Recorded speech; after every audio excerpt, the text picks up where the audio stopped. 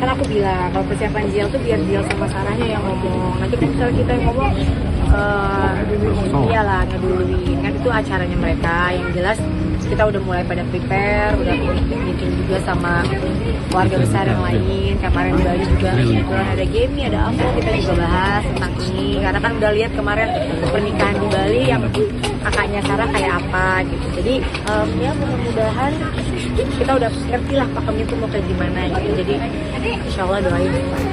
Di Bali acara apa kemarin dia?